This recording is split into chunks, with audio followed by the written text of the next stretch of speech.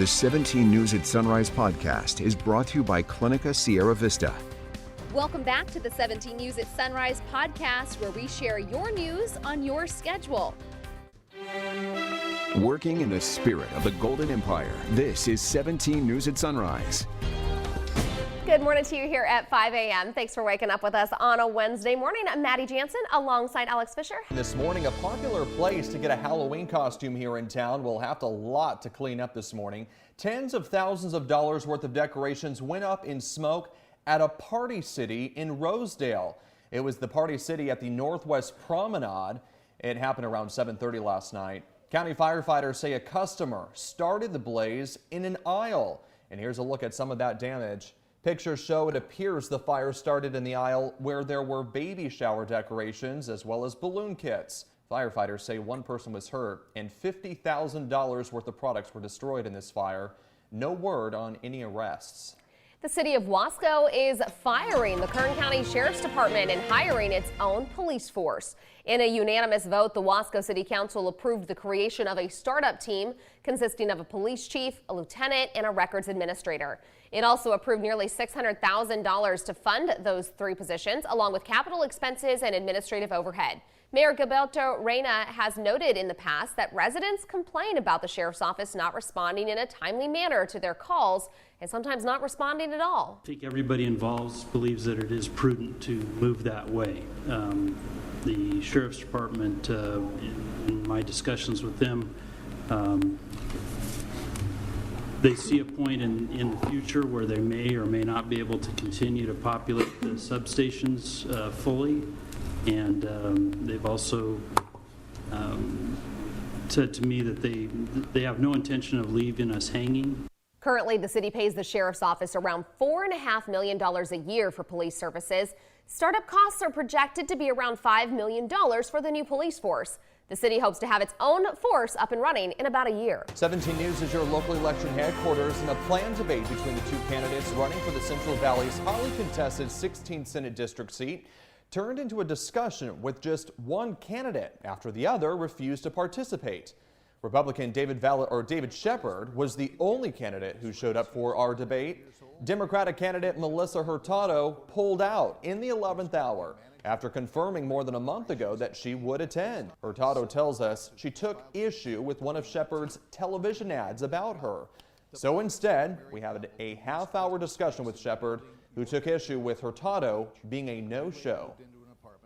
It's our job running for state office to be able to have an opportunity to tell you why we are the right person for the job. And by Senator Hurtado not showing up tonight, it really just elucidates the fact that she isn't here for our district. You may remember just last week, Democrat Rudy Salas dropped out of our debate with him and Republican David Valadeo.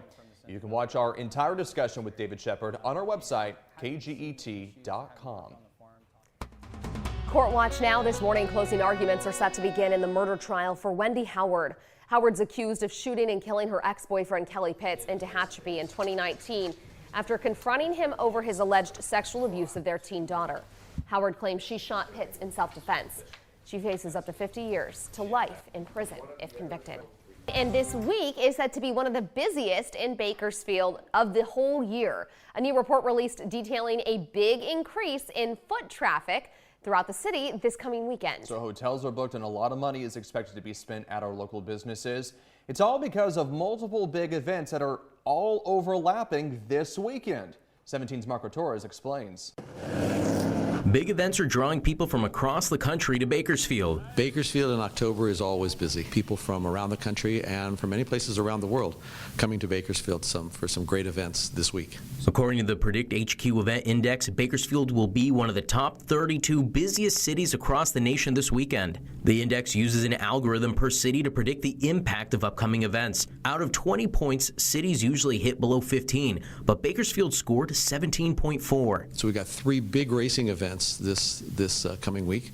We always say we are the racing capital of California, and this will prove it. Many of the hotels are booked across Bakersfield leading up to big events like Via Arte, the Italian Street Painting Festival, USA BMX Fall Nationals, the 30th Annual Hot Rod Reunion, and the 34th Annual October Classic at the Kern County Raceway Park. Local businesses say this bump in activity is exactly what they needed during this ongoing inflation. After COVID, we're kind of getting back to normal. So with something like this, a shot in the arm for the economy of Bakersfield, especially downtown, we're pretty excited as far as, what's going to bring to the city. That's awesome. Good that Bakersfield's having events and bringing in people from near and far. We always want small businesses to succeed. And it has been more than 2 years since the global pandemic changed our normal routines. And that includes our kids going to school. But now that kids are back in the class, some school districts across the state are struggling with low attendance rates. But that's not the case in Kern County. 17's Michaela Armstrong reports.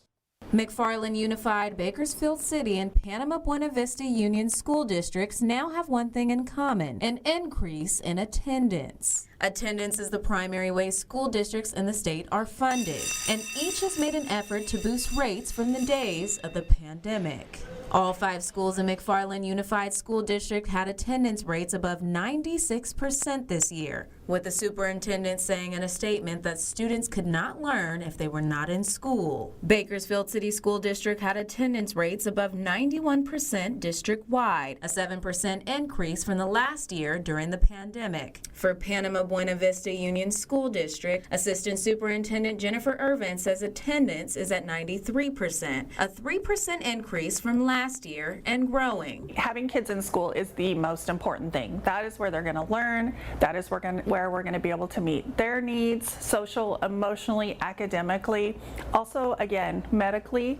We want to be here for our community and for our parents, making sure that kids are here to learn. Schools learned that the needs of students changed post-pandemic. Needs, the Director of Student Support, Dr. Jasmine Frias, says the district had to learn. It forced us to look at students differently and to really expand our thinking about how we support students in school. Once it did, those changes helped with attendance. It really takes an entire village to support and address the various diverse needs of our students, and that's something that I would say that we're doing far more intentionally than we were before. To help work towards the goal of 100% attendance, one day and one kid at a time. Michaela Armstrong, 17 News.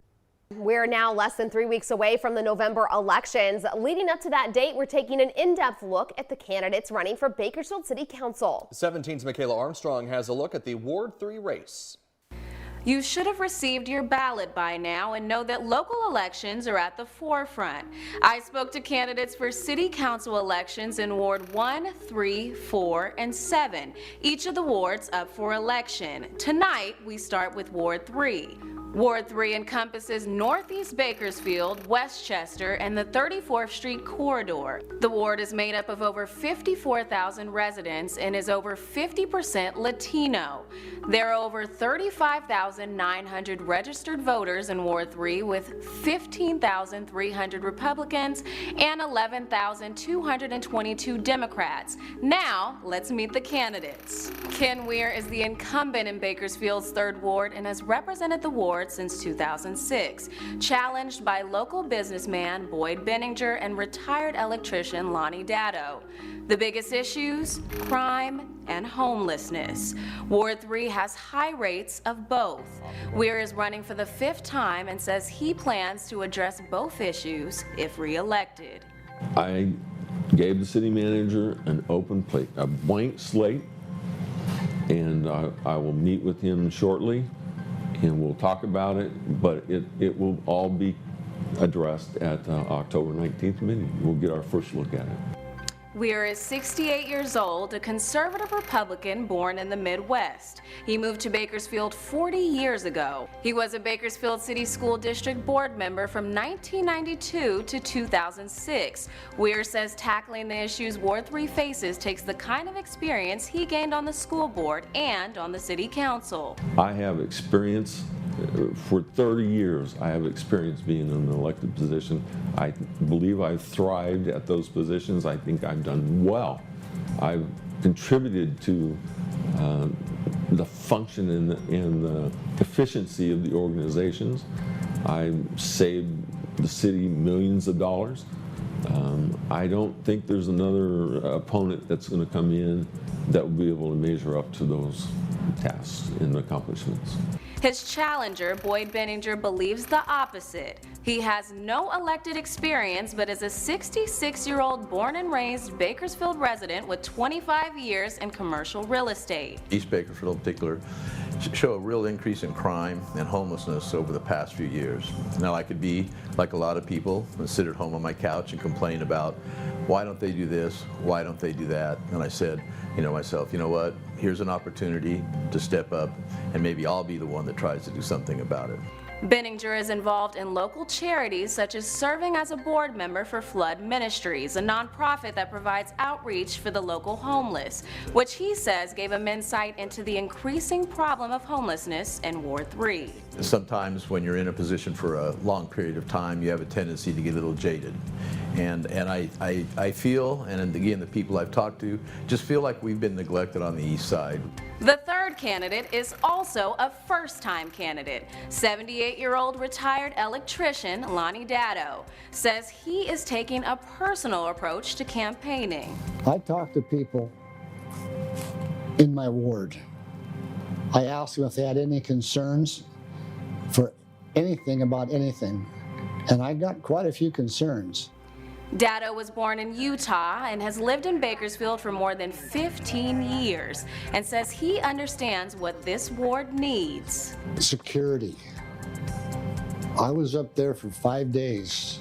I never saw a police car. I was there in the mornings and the evenings, and I never saw a patrol car. All agree their priorities are crime and homelessness, but Weir says it starts with encampments. Well, Ward 3 has the river that goes into it, and there's constant camping on the river sites, and we're calling code enforcement and the police and whoever we can get to come out and help those people, but to clean up the encampments. We can't have encampments out there. Crime, Weir says, is next. Crime is rampant all over this community. It's no different in Northeast Bakersfield, and in parts of the ward that I just inherited in the Westchester area and around there, the crime is really bad there. So we've got to come up with a formula or a plan that we can address that and take this scourge off of our plates. Benninger wants to address both at the same time and says Ward 3 can't wait any longer. There's a building there that, I won't bring up the address because all you have to do is drive by and see it, but it's always got homeless people in front of it. And I realize these people, are homeless for a reason, but still, we just need to make sure that they're not interfering with the growth and our neighborhoods. Benninger says he has a plan. There's a lot of issues with speeding, street racing. There's also an issue at a couple of areas up near Mallview Road where ingress and egress, the access in is dangerous. So those are things I think that we can start with. Dado says police interaction could change crime. I would like to have police interaction with the residents. Have a specific vehicle with a specific policeman in it. Don't change the police, keep that gentleman in the same car and have him interact with people. Dado says the resources the city has could solve homelessness. We have empty buildings in Bakersfield. We have empty warehouses that could be turned into housing, some kind of shelter for them. Another priority for each candidate is making Ward 3 more family friendly. One change to make that happen for Weir is the creation of City Lights, a new mall that will take the place of the former East Hills Mall. It's going to be a great attraction to the Northeast and a great addition because we don't have a lot of shopping and restaurants out there, and it is definitely needed. For Benninger, additional businesses can help with that. Just bringing other businesses, to give us more economic diversity. That's something that's going to take a while. However, for Dado, more businesses will come with some city changes. People like Bakersfield. Everybody I talk to likes Bakersfield, but it needs to be brought up to the 21st century. If there is one thing each of these candidates could say to those in Ward 3, There's lots of things that I'd like to do. There's lots of things that I have done. And I wish to continue that process. We've seen things taking place downtown, the west side, fortunately down in the southeast and southwest, but just really haven't seen a lot of that coming back to East Bakersfield. And so that's the difference I think I can make. And I think that a person like myself, who is not government, I'm the man that lives in the street that works for a living and sees all this stuff that's happening and wants to change everything for the better. I think I'm probably more diversified in my job than a politician is in his job. And I think you should vote for me for that reason. However, the fate of Ward 3's leader lies in your hands. Each city council candidate will be on your ballot November 8th. To learn more about each candidate, visit our website at kget.com. For 17 News, I'm Michaela Armstrong. The 17 News at Sunrise podcast is a production of KGET and Nexstar Media Group. For more on all of the headlines in today's show, head to kget.com.